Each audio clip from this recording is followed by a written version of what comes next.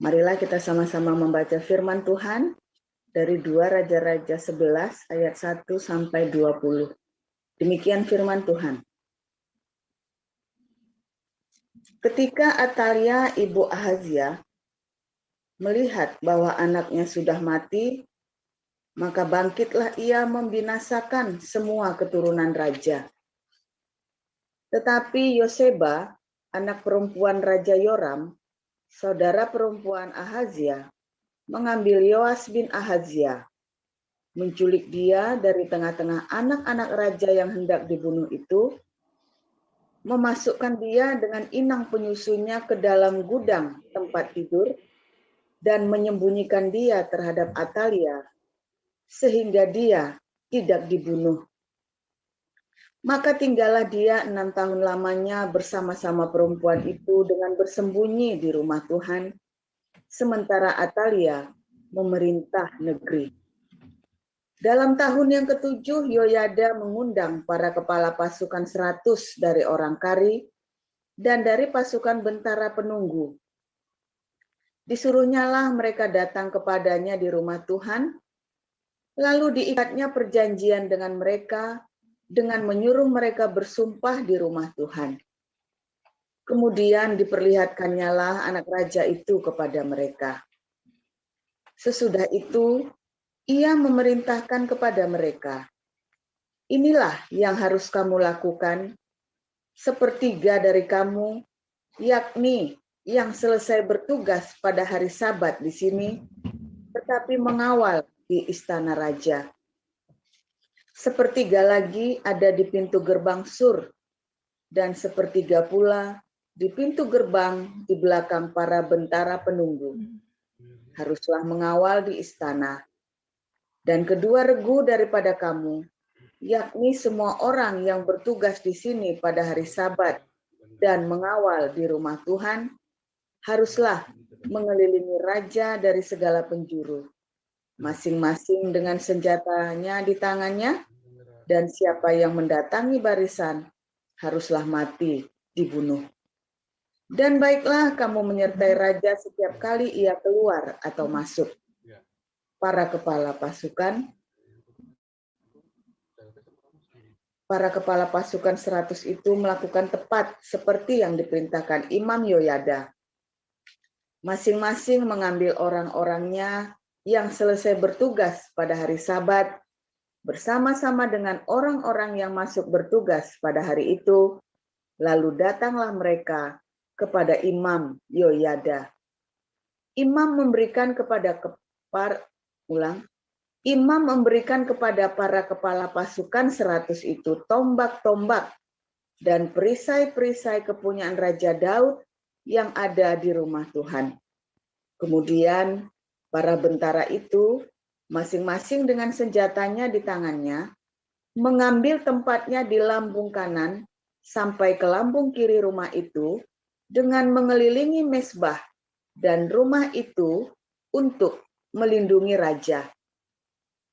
Sesudah itu Yoyada membawa anak raja itu keluar, mengenakan jejamang kepadanya dan memberikan hukum Allah kepadanya. Mereka menobatkan dia menjadi raja, serta mengurapinya, dan sambil bertepuk tangan, berserulah mereka, "Hiduplah raja!" Ketika Atalia mendengar suara bentara-bentara penunggu dan rakyat, pergilah ia mendapatkan rakyat itu ke dalam rumah Tuhan. Lalu dilihatnyalah raja berdiri dekat tiang menurut kebiasaan, sedang para pemimpin dengan para pemegang nafiri ada dekat raja. Dan seluruh rakyat negeri bersukaria sambil meniup nafiri. Maka Atalia mengoyakkan pakaiannya sambil berseru, "Khianat, khianat!" Tetapi Imam Yoyada memerintahkan para kepala pasukan 100, yakni orang-orang yang mengepalai tentara, katanya kepada mereka, "Bawalah dia keluar dari barisan. Siapa yang memihak kepadanya, bunuhlah dengan pedang." Sebab tadinya imam itu telah berkata, "Janganlah ia dibunuh di rumah Tuhan." Lalu mereka menangkap perempuan itu. Pada waktu ia masuk ke istana raja dengan melalui pintu bagi kuda, dibunuhlah dia di situ. Kemudian Yoyada mengikat perjanjian antara Tuhan dengan raja dan rakyat, bahwa mereka menjadi umat Tuhan, juga antara raja dengan rakyat. Sesudah itu masuklah seluruh rakyat negeri ke rumah Baal, lalu merobohkannya. Mereka memecahkan sama sekali mesbah-mesbahnya dan patung-patung, dan membunuh Matan imam Baal di depan mesbah-mesbah itu. Kemudian Imam Yoyada mengangkat penjaga-penjaga untuk rumah Tuhan. Sesudah itu ia mengajak para kepala pasukan 100 orang-orang kari dan para bentara penunggu dan seluruh rakyat negeri, lalu mereka membawa raja turun dari rumah Tuhan. Mereka masuk ke istana raja melalui pintu gerbang para bentara. Kemudian duduklah raja di atas tahta kerajaan. Bersukarialah seluruh rakyat negeri, dan amanlah kota itu setelah Atalia mati dibunuh dengan pedang di istana raja. Demikian pembacaan firman.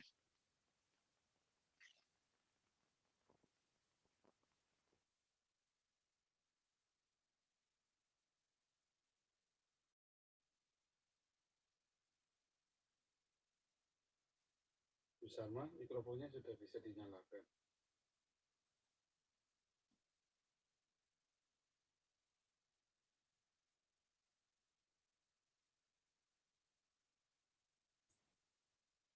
Saya ya Pak. Bukan. Silakan. Matius 2.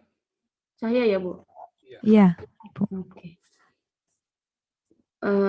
Matius 2 ayat 1 sampai 23. Sesudah Yesus dilahirkan di Betlehem di tanah Yudea pada zaman Raja Herodes, datanglah orang-orang Majus dari timur ke Yerusalem dan bertanya-tanya, di manakah dia, raja orang Yahudi yang baru dilahirkan itu? Kami telah melihat bintangnya di timur dan kami datang untuk menyembah dia. Ketika Raja Herodes mendengar hal itu, terkejutlah ia beserta seluruh Yerusalem. Maka dikumpulkannya semua imam, kepala, dan ahli Taurat bangsa Yahudi, lalu dimintanya keterangan dari mereka, di mana Mesias akan dilahirkan. Mereka berkata kepadanya, di Betlehem di tanah Yudea, karena demikianlah ada tertulis dalam kitab Nabi. Dan engkau Betlehem tanah Yehuda, engkau sekali-sekali bukanlah yang terkecil di antara mereka yang memerintah Yehuda, karena daripadamu lah akan bangkit seorang pemimpin yang akan mengembalakan umatku Israel. Lalu dengan diam-diam Herodes memanggil orang-orang Majus itu dan dengan teliti bertanya kepada mereka, bila mana bintang itu nampak. Kemudian ia menyuruh mereka ke Betlehem, katanya, pergi dan selidikilah dengan seksama hal-hal mengenai anak itu, dan segera sesudah kamu menemukan dia, kabarkanlah kepadaku supaya aku pun datang menyembah dia. Setelah mendengar kata-kata raja itu, berangkatlah mereka. Dan lihatlah, bintang yang mereka lihat di timur itu mendahului mereka hingga tiba dan berhenti di atas tempat di mana anak itu berada. Ketika mereka melihat bintang itu, sangat bersukacitalah mereka. Maka masuklah mereka ke dalam rumah itu dan melihat anak itu bersama Maria ibunya, lalu sujud menyembah dia. Mereka pun membuka tempat harta bendanya dan mempersembahkan persembahan kepadanya, yaitu emas, kemenyan, dan mur. Dan karena diperingatkan dalam mimpi, supaya jangan kembali kepada Herodes, maka pulanglah mereka ke negerinya melalui jalan-jalan. Setelah orang-orang Majus itu berangkat, nampaklah malaikat Tuhan kepada Yusuf dalam mimpi dan berkata, bangunlah, ambillah anak itu serta ibunya, larilah ke Mesir, dan tinggallah di sana sampai aku berfirman kepadamu, karena Herodes akan mencari anak itu untuk membunuh dia. Maka Yusuf pun bangunlah, diambilnya anak itu serta ibunya malam itu juga, lalu menyingkir ke Mesir. Dan tinggal di sana hingga Herodes mati. Hal itu terjadi supaya genaplah yang difirmankan Tuhan oleh Nabi, dari Mesir kupanggil anakku. Ketika Herodes tahu bahwa ia telah diberdayakan oleh orang-orang Majus itu, ia sangat marah. Lalu ia menyuruh membunuh semua anak di Bethlehem dan sekitarnya, yaitu anak-anak yang berumur 2 tahun ke bawah, sesuai dengan waktu yang dapat diketahuinya dari orang-orang Majus itu. Dengan demikian genaplah firman yang disampaikan oleh Nabi Yeremia. Terdengarlah suara di Rama, tangis dan ratap yang amat sedih. Rahel menangisi anak-anaknya, dan ia tidak mau dihibur, sebab mereka tidak ada lagi. Setelah Herodes mati, nampaklah malaikat Tuhan kepada Yusuf dalam mimpi di Mesir, katanya, bangunlah, ambillah anak itu serta ibunya, dan berangkatlah ke tanah Israel, karena mereka yang hendak membunuh anak itu sudah mati. Lalu Yusuf pun bangunlah, diambilnya anak itu serta ibunya dan pergi ke tanah Israel. Tetapi setelah didengarnya bahwa Arkelaus menjadi raja di Yudea menggantikan Herodes ayahnya, ia takut ke sana. Karena dinasehati dalam mimpi, pergilah Yusuf ke daerah Galilea. Setibanya di sana ia pun tinggal di sebuah kota yang bernama Nazaret. Hal itu terjadi supaya genaplah firman yang disampaikan oleh nabi-nabi bahwa ia akan disebut orang Nazaret. Demikian firman Tuhan.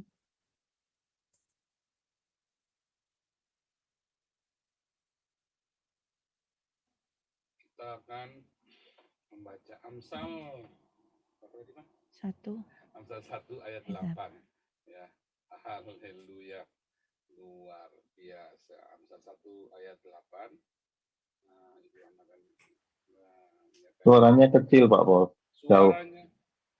Nah, Jauh, sekarang kecil. udah bagus ya. Tes. Nah.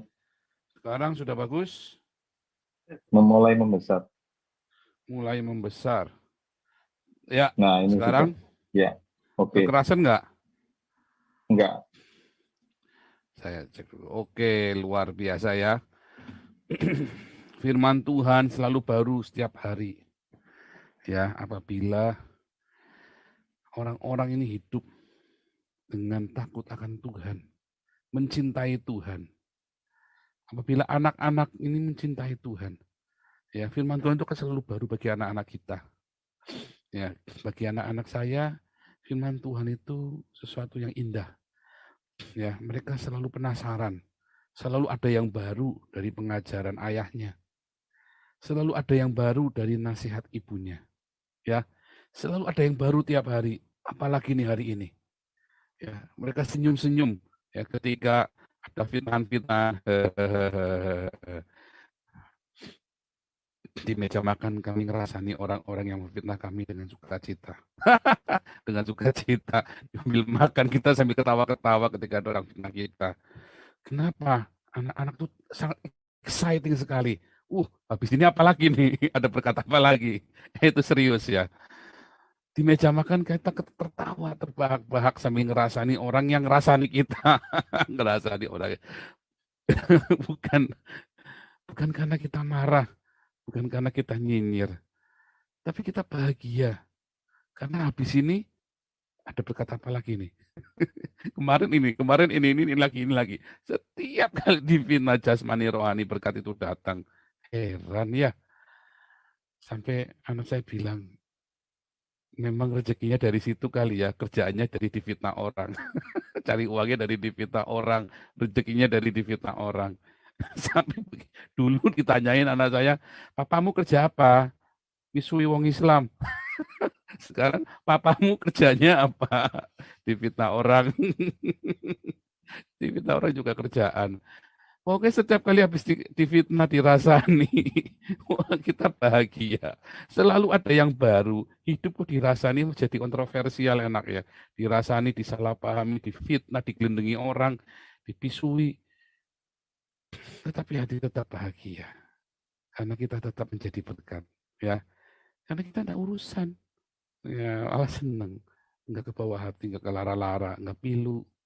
Tapi kita menjadi bahan tertawaan ketika di meja makan. Lucu orang ini bisa begini ya. Anak-anak ini exciting sekali. Habis ini apa? Habis ini apa ya? Habis ini berkata apa lagi nih? Wah, kita exciting. Ini ada berkata apa lagi nih? Jadi Anda yang yang tidak suka saya, Anda sedang memberkati saya. Anda yang suka sama saya, Anda juga sedang memberkati saya. Baik suka atau tidak suka saya terus diberkati. Mengapa? Karena ada cinta. Kalau orang nggak ada cinta, orang suka nggak suka pokoknya kelam hidupnya suram, singit. Tapi orang kalau ada cinta yang melimpah, ya orang suka atau orang tidak suka, selalu ada berkat.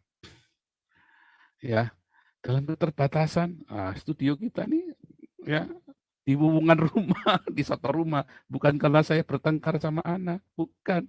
Ya, ini sekarang saya lagi sama Ana berdua di hubungan rumah karena anak-anaknya bawel. Aduh, papa mama di satu rumah karena anak-anaknya bawel. Bukan ya. Karena kita memang studionya di satu rumah. Kita desain sedemikian rupa ya jadi studio. Supaya bagus karena kita belum bikin teras di belakang. Nah, belum ada ruangan lain, nanti sabar pelan-pelan karena kita satu-satu step by step ya. Ini ada berkat lagi, apalagi nih? Apalagi nih? Ini kita hidupnya penuh dengan bercandaan ya. Semua bencana dijadikan bahan tertawaan. Dulu kita kalau ada bencanaan buat misu-misuan ya. Kalau ada sial sedikit kita buat misui. Pokoknya kesempatan buat misui, buat nyalakan. Ini sih salah kamu. Ini salah kamu. Ini salah siapa? Sekarang setiap kali ada masalah, kesempatan kita buat bahagia. Mengapa? Karena setelah ini pasti ada berkat ajaib. Entah itu jasmani, entah itu rohani, entah itu materi, entah itu moral. Waduh, luar biasa ya. Moral itu macam-macam ya. Tiba-tiba kita ada support, tiba-tiba kita ada apa namanya promosi, tiba-tiba kemarin paspornya keluar, tiba-tiba kita dapat rumah, tiba-tiba kita ya segala macam. Tiba-tiba izinnya keluar, tidak nyangka bisa cepat sekali izin stikting gereja kita ya. Gereja Hagios Internasional Knotskap ya. Kark Knotskap. Ya, selalu ada demikian. Tapi bagi orang-orang yang penuh kebencian semuanya sial suram. Ya, penuh dengan kedengkian. Padahal dia punya banyak potensi dalam hidupnya. Tapi semua sial suram, semua dianggap maling, semua dianggap penjahat. Kalau kita mah selalu positif ya. Kalau ada yang salah jangan dianggap maling. Dikit-dikit maling, oh didamarin itu, dikit-dikit oh, ini mau curi, ini mau rampok. Jangan dipikir kayak gitu. Kasihan, belum tentu loh. Dulu saya, mami saya itu ya in memoriam ya. Senangnya banyak bercandaan. Mami kalau lagi ribut di rumah ada barang hilang, ini pasti si ini nih, pembantu rumah tangganya maksudnya ya. Terus saya bilang, Mi, jangan ngomong dulu. Jangan ngomong pasti ini, belum tentu. Wow, dimarahin ini pembantunya. Bom molotov biasa ya. Nggak taunya apa, itu barangnya ada, dia sendiri yang bawa, disimpan, ditaruh di toko. Ditaruh di kan punya salon mami saya kan. Taruh di tokonya. Tuh kan, apa aku bilang. Makanya jangan nuduh-nuduh orang dulu, kasihan. Ya karena hidupnya suram. Apa-apa semua salah siapa. Ya mami dulu belum mengerti. Ya, tapi setelah mami dilupakan Tuhan, indah sekali semua hidupnya ya. Setiap kali saya lelah, ayo Tuhan baik, ayo Tuhan baik, ayo berharap sama Tuhan. Wah, lagi bertengkar habis-habisan, anak-anak dipeluk sama mami ya. Dipeluk Tuhan Yesus, tolong papa mama, stop badai, stop. Anak-anak diajari begitu sama mami saya ya, waktu kami bertengkar. Beda, orang kalau hidupnya penuh cinta penuh dengan kesuraman, beda. Ya, ini yang mau saya katakan. Raja-raja Israel, ya, raja-raja Yehuda, raja-raja Israel, yang ibunya jahat, anaknya jahat. Bapaknya jahat, anaknya belum tentu jahat. Tapi yang ibunya jahat, anaknya pasti jahat. Kenapa? Kemarin saya cerita ya, bagaimana orang kalau mau bertobat itu harus totalitas. Jangan tanggung-tanggung kalau bertobat. Karena Anda kan ketarik lagi. Daya magnet itu ya, daya gravitasi. Setiap benda itu punya gratifikasi. Itulah hukum semesta alam. Semua benda itu punya gravitasi. Nah, dosa itu juga punya gravitasi. Ya, dunia yang kelam itu, ya, black hole itu menyedot Anda. Black hole itu menyedot Anda untuk masuk dalam kekelaman. Anda mau keluar, wah Anda harus ekstrim sekali. Harus keluar sejauh-jauhnya supaya jangan kesedot balik. Kalau Anda masih mau main-main di pinggirnya, Anda kesedot balik. Ya. Nah, bagaimana kita bisa lolos sampai generasi berikutnya? Sang ibu, itu kuncinya mamahnya. Bagaimana kami bertiga anak-anak dari si mami ini bisa hidup takut akan Tuhan semua tiga-tiga. Padahal kita keluarga yang berantakan, hancur, berantakan karuan. Opa oma kami, opa oma dari mami, opa oma dari papi, itu keluarga berantakan semua. Enggak karu-karuan, saudara. Tapi kami anak-anaknya semua. Papi mami juga berantakan. Tetapi mami dengan iman yang naif, yang sederhana, yang lugu polos dan naif, cenderung naif ya. Tapi Tuhan tahu iman yang sederhana ini. Anak saya tidak boleh berantakan. Anak saya tidak boleh hancur. Didoain tiap hari, dipuasain tiap hari anak-anaknya. Wah, saya kalau ingat mami cerita begini, mami puasa. Didoa ibuku, namaku. Itu disebut benar-benar ya. Nama kami itu disebut satu-satu. Tiap hari. Tuhan, tolong Tuhan. Si Paul, tolong. Satu-satu anak-anaknya disebut ya, tiga-tiga nih. Tuhan. Doanya cuma gitu doang ya. Tuhan, tolong orang Pentakosta lama ya. Tuhan, tolong. Doanya cuma gitu aja. Tuhan, tolong sebutin namanya. Jadi cuma nyebutin namanya selama 1 jam, cuma nyebut nama kami bertiga. Disebut bolak-balik. Tuhan, tolong Tuhan. Dalam kenaifannya, dalam keluguannya, dalam kepolosannya, dalam ketidakmengertiannya, tetapi ia punya iman. Tuhan akan bikin yang baik buat anak-anaknya, lebih baik dari hidupnya, lebih baik dari hidup nenek moyangnya.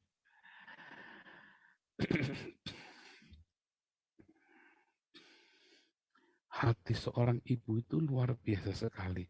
Tapi banyak ibu yang tidak punya hati ibu. Ya. Banyak ibu yang tidak bisa menangisi anak-anaknya.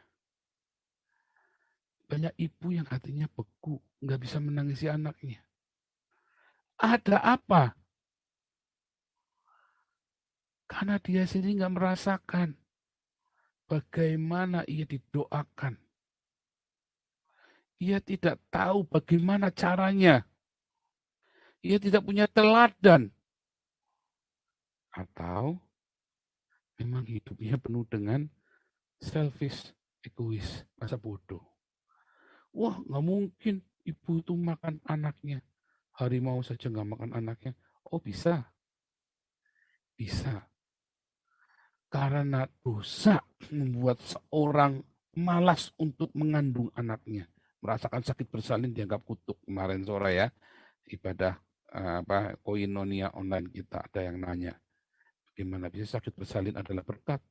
Ya, bagi orang yang penuh kebencian, apalagi hamilnya penuh, saya nggak mau bikin anak kok, cuma mau bikin anak, dia pengen gugurkan anaknya, dianggap beban itu namanya sakit bersalin itu. Wah, dia tuh misalnya sampai anaknya dibuang malu dia. Jadi beban. Tapi bagi orang yang penuh cinta, waktu dia hamil, wah dilus-elus, dirawat anaknya, dia seneng, dia bangga, dia pamer-pamerin kemana jalannya bawa drum band itu ya. Wah dulu anak tuh kalau jalan kemana-mana, dung dung dung, Salimin pergi ke pasar, dung dung breng, bangga dulu bawa dombreng begitu. Karena bapaknya saya, bangga dia, wah pokoknya bangga deh saya, pamer-pamerin kalau kemana-mana jalannya sambil perutnya dimajuin begitu kan, karena berat kan. Senang dimaju, bangga, senang, girang, sukacita. Ini anaknya Paul. Tapi ada orang yang malu dengan anaknya. Takut, malu, marah. Akhirnya dia hidupnya penuh dengan kemarahan. Dia hasilkan anak-anak yang penuh kemarahan. Karena anak-anak ini kenal penolakan itu dari waktu baru dikandung. Jadi zigot itu Dia sudah tahu rasanya ditolak. Akhirnya menghasilkan anak-anak yang ditolak. Anak-anak yang gambar dirinya rusak. Karena dari pertama kali sel itu dibentuk, zigot itu dibentuk, anak ini sudah tahu kamu itu diharapkan apa enggak datangnya. Anak-anak saya percaya diri dua-duanya karena dua-duanya diharapkan. Begitu lahir, begitu zigot datang kita bahagia. Bahagia, ya. Bukan karena hasil, aku cuma mau bikin enak, bukan mau bikin anak. Ya, senang kita. Makanya hati-hati, ya pergaulan, ya. Hati-hati. Nanti di di dalam komunitas seperti ini banyak orang-orang yang lemah imannya. Lalu ada orang-orang yang datengin kalian, tidur sama-sama, punya nanti hamil, digugurin, nggak bisa digugurin, gagal, anaknya lahir cacat, dibuang. Waduh, jahat sekali ya. Nggak cacat pun ya, anaknya ditolak, nggak mau. Apalagi mau didik anaknya. Oh, udah hidup aja udah bagus. Dirawat dari kecil lahir. Oh, sebentar ya, dimulai dari nol. Dari dikandung, begitu tahu dia mengandung. Dibikin bahagia. Hati itu, selamat datang anakku. Begitu lahir, ya sedikit saja. Peduli, kita mesti peduli. Bukan manjain ya. Antara 0 tahun sampai 6 tahun, Anda kudu tahu ini anak. Jangan sampai lapar Anda masa bodoh. Jangan sampai, oh tidak masalah Anda nggak punya uang ya. Bukan. Bukan. Tetapi masalahnya kepedulianmu. Jangan sampai ya dia lapar, Anda ada tapi Anda masa bodoh. Anak ini tahu loh kalau Anda nggak punya uang. Dan dia tidak akan menuntut Anda. Asal Anda balas dengan cinta ketika dia lapar. Ya, saya tidak cerita memanjakan anak, tapi Anda harus tahu kapan dia lapar, Anda harus penuhi. Kedua, kapan dia nangis karena sakit, Anda kudu ngerti. Tiga, kapan, oh yang kedua dulu ya, waktu dia sakit, banyak orang nggak ngerti, dia nggak sabar orang tuanya ini. Nggak sabar. Kenapa sih rewel terus? Nggak taunya sakit. Misalnya, keseleo, ya. Anda kan nggak ngerti kalau anak keseleo bentuknya sama. Ya kan? Anak kecil itu gampang keseleo ya, Anda tahu nggak? Ya. Dia bisa sakit, dia bisa nangis berhari-hari. Anda harus sabar, Anda harus cepat cari tahu. Harus peduli. Wah, itu bentuk kepekaan luar biasa di seorang ibu ya. Ketiga, kalau dia lagi kotor, lagi buang kotoran, Anda kudu peduli. Cepat-cepat diberesin. Jangan ditunduk, oh ada orang sampai pakai pampers hari semalam nggak diganti ya. Kelewatan itu ibunya itu, sampai baunya minta ampun bapak ibunya itu kelewatan sekali. Anda kudu ngerti, anak 0 sampai 6 tahun, jangan sampai dia merasa gelisah gara-gara pampersnya nggak diganti. Sampai dia kotor, buang kotoran nggak diganti. Ini semua ambil dari materi kelas apostolik ya. Saya kasih bocoran di Imbun pagi ini. Jangan sampai anak-anak ini ya kemudian marah. Hidupnya gelisah. 0 sampai 6 tahun dia gelisah. Nanti dia merasa insecure dengan Anda. Tapi ada masanya anak ini nangis karena ingin dimanja. Sesekali diladenin, tapi Anda perlu tahu jenis tangisannya lapar, sakit, kotor, atau manja. Anda kudu ngerti. Ya. Orang tua, ibu-ibu, bapak-bapak punya anak. Kalau anakmu masih belum tahu, anaknya punya anak, diajarin. Punya cucu pun diajarin. Wah, belum punya Pak, ya ini persiapan, saya kasih tahu. Nanti anakmu 0 sampai 6 tahun, didiknya enak. 0 sampai 6 tahun kita investasi waktu kita, kepedulian kita. Bukan terus dimanja terus ya, dimanja ditimang. Kalau sudah umur 4 sampai 6 tahun itu kan bukan lucu lagi, menyebalkan kan, pengen ngaplok kan anak. Anak itu kalau Anda gagal ya, dari kecil, dari bayi Anda nggak urusin, 4-6 tahun dia kurang ajar loh. Banget kurang ajarnya. Karena insecure, merasa nggak aman. Dia akan berani sama Anda. Dia kan rese, anak ini jadi rese norak banget. Kenapa? Karena waktu dari bayinya insecure. Sampai 6 tahun Anda gagal, 6 sampai 12 tahun anak ini jadi menyebalkan. Benar-benar menyebalkan anak ini. Ya. Dan Anda gagal, anak ini butuh kasih sayang.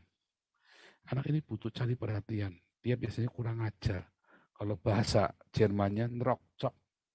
Ngerokcok gitu ya. Ngerokcok bukan den rokcok, bukan ya, corek bukan, rokcok itu kurang ajar. Kurang ajar, tapi kurang ajar yang benar-benar pengen ngaplok gitu loh. Dia bisa meludah, dia bisa ngomong kotor, ya. Dia bisa belagu banget, rasanya seluruh dunia itu mau dia lalap semua sama dia. Padahal ini anak 6 tahun, anak 10 tahun. Ya. Wah, tapi rasanya paling tahu seluruh dunia, dia yang paling tahu. Wah, itu 6 sampai 12 tahun yang Anda punya perhatian khusus, Anda harus didik, pukul seperlunya. Setelah usia 12 tahun Anda nggak bisa pukul dia lagi, nggak boleh. Sebelum usia 12 tahun Anda boleh sabet hirotan, tapi bukan dipukul pakai balok. Jangan pernah pukul anak ketika Anda lagi marah. Jangan pernah pukul anak kalau Anda lagi marah. Ingat-ingat, dia akan dendam sama Anda. Dendam nanti. Ya. Jangan pernah menghardik anak ketika Anda lagi marah. Anda menghardik anak, Anda sengaja menghardik bukan karena Anda marah. Jangan karena lagi langsung naik lagi ya. Ini karena tadi. Nah, saudara, apa yang ingin saya sampaikan sebenarnya dari usia 0 sampai 6 tahun Anda harus care ya. Karena anak ini nggak tahu bagaimana cara ngomong kepada Anda. Anak ini nggak tahu, 0 sampai 6 tahun dia nggak tahu bagaimana cara mengekspresikannya. Kadang-kadang ada anak yang baru bisa ngomong umur 6 tahun ya. Baru bisa ngomong. Dan itu Anda harus ekstra peka. Itu investasi kita kepada anak-anak. Kalau Anda tidak peka, selesai. Ya, 6 sampai 12 tahun Anda harus mendidik anak Anda. Dididik, dibentuk anak ini, diarahkan. 0 sampai 6 tahun Anda hanya bisa ayo dituntun begitu ya, digiring. 6 sampai 12 tahun Anda kudu benar-benar strict. Digiring. Ya, jangan pernah menghardik ketika Anda lagi emosi. Lagi emosi Anda diam. Anda udah tenang baru hardik itu anak. Sabet anaknya kalau Anda sudah nggak emosi. Anak itu tahu loh, Anda melampiaskan emosi Anda atau Anda sedang mendidiknya. Anak ini tahu. Ya. Dan anak 6 sampai 12 tahun dia belajar dari teladanmu. Anak-anak itu pandai, smart IQ-nya itu dari ibunya. Tapi karakter itu dari bapaknya. Ya. Karakter itu dari bapaknya. Jadi teladan itu penting ya. Teladanilah aku, nak, seperti aku meneladani Kristus. Anda kudu berani ngomong begitu. Kemana anak Anda? Ya, itu bagus ya kalau Anda mengerti prinsip-prinsip itu. 12 sampai 18 tahun. Itu saatnya Anda untuk belajar. Anda cuma bisa ngiring anak ini. Anda hanya bisa kasih tahu, kasih nasihat. Anda udah nggak bisa lagi kasih hukuman sama dia. Karena hukuman apapun, dia akan kritis. Apalagi kalau Anda salah menghukum. Wah, dia akan kritik Anda habis-habisan. Anda hati-hati jangan sampai salah menghukum. Teladan itu benar-benar menjadi utama. Jangan sampai Anda nyakiti dia. Jangan sampai Anda kawin lagi. Itu akan merusak image. Hancur semua tuh. Ketika selingkuh, kawin lagi. Itu kan buat dia trauma. Kalau sudah terjadi bagaimana? Anda harus melakukan pendamaian. Harus Anda resikonya. Kalau perlu pergi ke psikiater bareng-bareng. Pemberesan. Dalam kondisi yang tidak parah sekali Anda datang sama hamba Tuhan. Kadang-kadang hamba Tuhannya nggak ngerti ya. Makanya kalau di sinode saya di Indonesia ada divisi konseling, maka koordinator divisi konselingnya ini memang seorang psikolog klinis. Kita sekarang punya divisi konseling ya. dengan Dokter Vivina. Haleluya, luar biasa. Ada Dokter Mesos, ada Dokter Vivina, dokter psikologi. Ya, itu setiap jam 6 sampai jam 9 Senin sampai Jumat. Anda bisa gabung, Anda bisa konsultasi klinis, psikologi klinis juga. Selain dari Dokter Mesos, kesehatan, juga kesehatan jiwa. Ya, penting, penting, ya, itu penting. Nah, kalau sudah 18 tahun bagaimana? Sudah, serahkan sama Tuhan. Hanya Tuhan yang bisa. Anda cuma bisa konsultasi, ngobrol-ngobrol sebagai teman. Kalau ada gagal 0 sampai 6 tahun, 6 sampai 12 tahunnya Anda kerja bakti. Anda harus benar-benar buktikan bahwa Anda peduli dengan dia. Yakinkan dia Anda selalu ada buat dia. Bahkan ketika dia cuman, "Pak, saya lagi mau tampil nanti malam." Tampil apa? Tampil main seruling. Padahal cuman sol, mi, mi, fa, re, do, re, mi. Tapi ketika Anda datang nonton, dia rasa, oh ayahku selalu ada untukku. Wah, anak saya dulu waktu belajar main piano atau waktu nyanyi, dia main biola, wes udah karu-karuan main biolanya. Walaupun main biolanya cuma di depannya Ramayana begitu, zaman itu ya main depannya Ramayana gitu, saya tetap datang. Wah, saya lagi capek juga saya datang, saudara. Saya lagi capek juga datang. Karena ayah selalu ada, ya. Tidak mau melewatkan kesempatan supaya anak-anak ini secure. Dan anak ini harus tahu apa yang Anda korbankan. Mamahnya yang cerita. Ya, jangan Anda cerita-cerita, mamanya yang cerita. Ini papa itu demi kamu lu datang. Nanti ada waktu lagi, usahakan datang. Anda lagi selingkuh pun tinggal selingkuhan ngurusin anakmu. Serius ya. Saya mah nggak pernah ya demi selingkuhan terus nggak ngurusi anak. Oh tak tinggal. Kita lagi jalan bareng gitu ya. Dulu itu ya lagi saya jahat-jahatnya. Saya jahat pun ya. Saya lagi nggak karu-karuan pun. Begitu anak saya ini, tak bilangi tinggal. Wah ngomel-ngomel udah bisa-bisa enggak apa-apa, enggak urusan saya. Serius ya. Anak itu nomor bus. Anda jangan sampai nanti nyesel. Bahkan penjahat preman pun ya bisa punya anak yang baik loh. Bahkan pendeta bisa punya anak brengsek loh. Karena si pendeta ini, ini lagi pelayanan ini. Saya enggak bisa pulang dulu. Urusin jemaat, urusin pelayanan, urusin apa segala macam, tetek bengek KKR segala macam. Setiap anaknya butuh dia nggak pernah ada. Lalu dia tanya, jangan-jangan Tuhan juga nggak pernah ada buatku ya. Ketika Anda gagal 6 sampai 12 tahun, ketika 12 sampai 18 anak ini jadi brutal. Bolosan, ngerokokan di sekolah, berani, kelutan. Anda harus berani 12 sampai 18 tahun antara Anda mendidik, menghardik, dan memeluknya harus seimbang. Begitu Anda meleset, 0, 6 tahun meleset, 6, 12 tahun meleset, 12, 18 tahun meleset. Ya sudah. Serahkan kepada Tuhan Yang Maha Esa saja. Anda nggak bisa apa-apa lagi. Bagus kalau anak ini nggak brutal. Serahkan sama Tuhan. Ya. Tapi itulah kalau kita punya anak. Anak itu ya adalah anak panah kita. Kalau kita didik anak ini, didik ini benar dalam jalan-jalannya Tuhan. Saya nggak bilang di dalam, harus ke gereja tiap minggu, malah tambah brengsek kadang-kadang ya. Anak itu diajari ke gereja tiap minggu, nggak tambah benar, tambah nggak benar. Tapi diajari, tugas mendidik anak itu bukan tugas guru sekolah minggu. Itu tugasnya kita. Ya. Jangan sampai Anda kasihkan ke guru-guru sekolah minggu, kasihkan ke pendeta. Anda, ayah dan ibu, itulah yang bertugas mendidik anak Anda.